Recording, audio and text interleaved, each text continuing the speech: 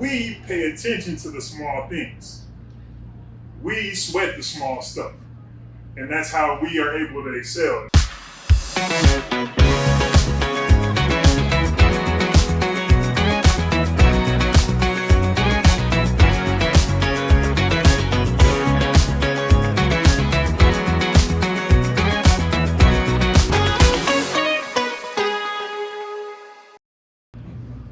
I've been listening to a success guy that says that, hey, if you represent a product that's good, why aren't you talking to everybody about it? People complain about not having their sales and not having their business do numbers. And I realize everybody's not a salesperson. Everybody's not, eager to go.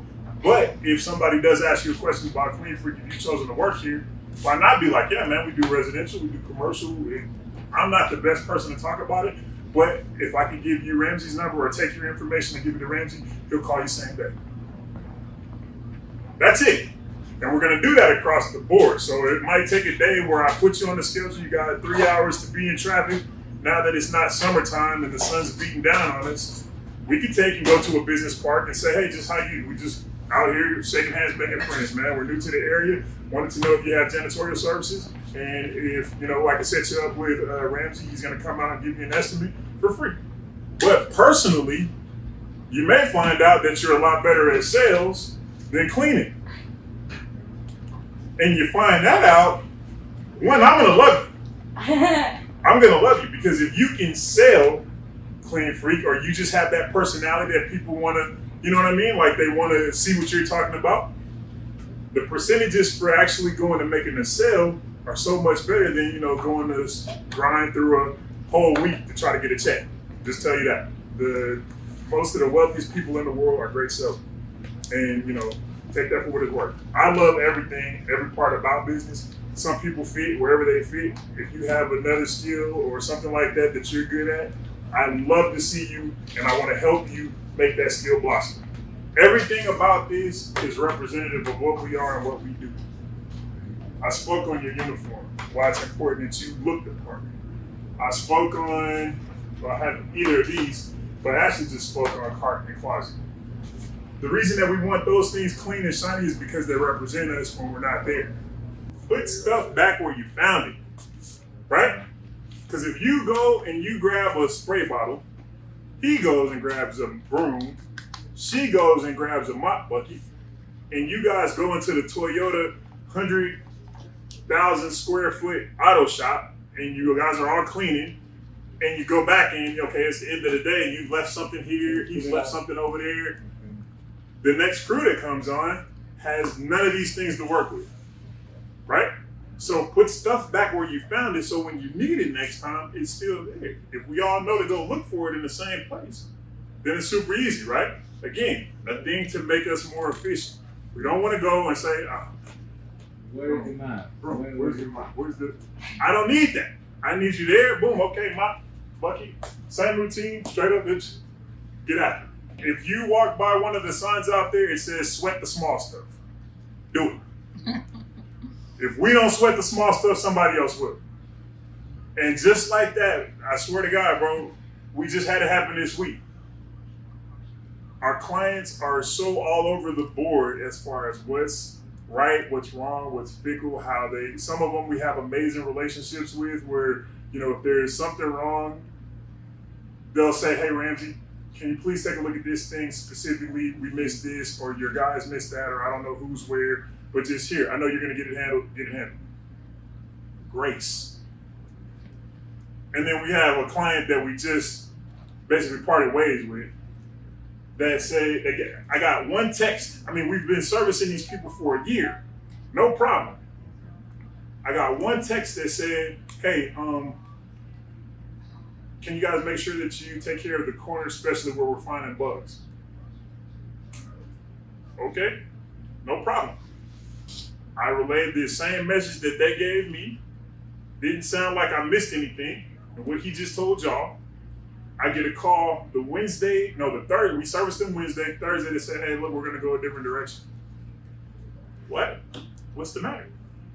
Well, we just want to do a different thing. I'm not okay with that. So I went and had a sit down with the guy. Look, so that I understand from my perspective. How can we be better, right? How can we be better? Because I don't like that I've had this immaculate track record with you, checking in with you and asking your staff, hey, how's it going? What's going on? Is there anything that we're missing? How can we do better? Sir, please tell me. That's my job. And then I relay it to my supervisor, who I send specifically to handle this guy's request, because again, it is my job to make sure our clients are always happy. So let me understand what we did wrong, so in the future I can understand how we can be better. He says, well, so here in this room, and now we're pretending that this is what was it? It's where they go to do dialysis. Behind me, there's 2 chairs. I mean, big lazy boys, nice, comfortable lazy boys that flip out and everything, so that people, while they're doing their dialysis, they can chill, you know what I mean? And I understand that. This is but on this side of me, like kind of where you're sitting, there's a machine that he's explained to me. This machine is $190,000. This is the one machine in America like this. This machine cures prostate, if you have, erectile dysfunction, it fixes it makes everything work out right. If there's a problem with it, look, if you sit down in this machine, things are going to be different, right? $190,000, it's one chair. And I'm seeing from here now, I got all kinds of reverence in the world for this chair. Like, oh, now it's glowing, it's singing to me. I hear angelic voices about this chair. He says, so over here in this area, if you get up and you look behind there and you pull the chair, there's a dead roach. Okay, let me check this out, because I guess if it's an issue to you, it's an issue to me. You're absolutely right. There's a dead roach back there. Here, let me get that for you. But you're saying that that's the reason that you want to choose a different company? Because we told you guys that there was something in the corner. In this building, you said that there was something in the corner somewhere? And I want to make sure that I'm understanding that I'm hearing you right. You're telling me that because there's a roach behind a chair in this corner, somewhere in this building, that I should have pulled out everything, to find that roach. Well, people are in here and they see it. I thank you for your time, sir. Just wanted to understand, exactly where we were coming from. And the reason why I'm giving y'all that example is to tell you, you don't know what the client sees. You don't know how important the small things are to the client. So sweat the small things. Do I agree?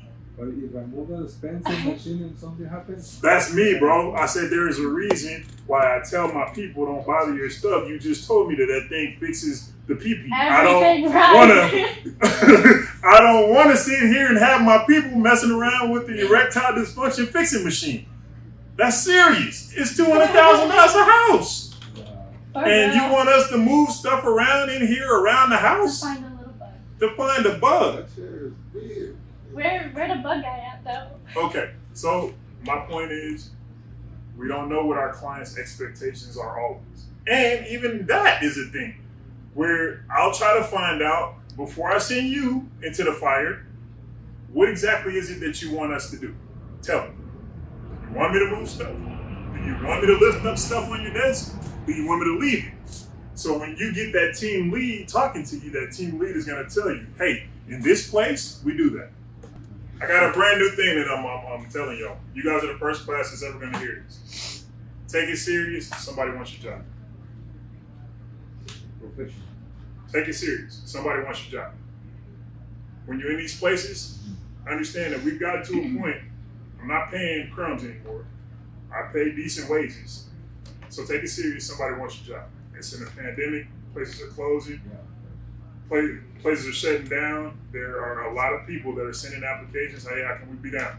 Take it serious. Somebody wants your job. And if you don't want your job, don't waste my time. Don't waste your own time. Go do something else. Right? Right. Okay, so here's another one. Stop signs and finish lines. There's another saying that I have, and I put this up, man. This is a good one.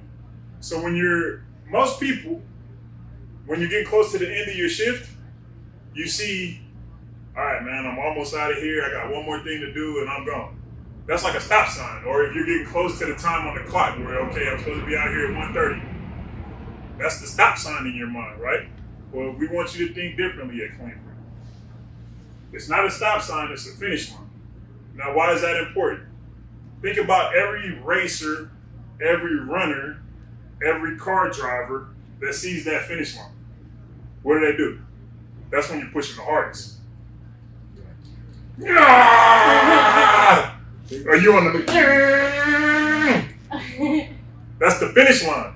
I want you to mash your hardest. I want you to do your best work on your way out the door. That's when I need your eyes as sharp as they've ever been. That's when I need your actions to be as directed and as intentional as they've ever been. And the finish line, when it's like, okay, I'm saying I'm done. I'm going to take this look around. I want to be extra critical of everything that I think I'm supposed to do. If you got a checklist, just take the checklist with you. Did I do this? Did I do this? Did I do this? Did I do this? Take the checklist with you. And we have them on clipboards for that reason. Today is the day that I'm supposed to wipe down ledges. Today is the day that I'm supposed to wipe the stall off. Did I forget that? When you're thinking you're done, mentally, take that cruise and say, did I do everything that they told me to do while I was supposed to be here? Look for the finish line and finish like you're at a finish line, not at a stop sign, okay?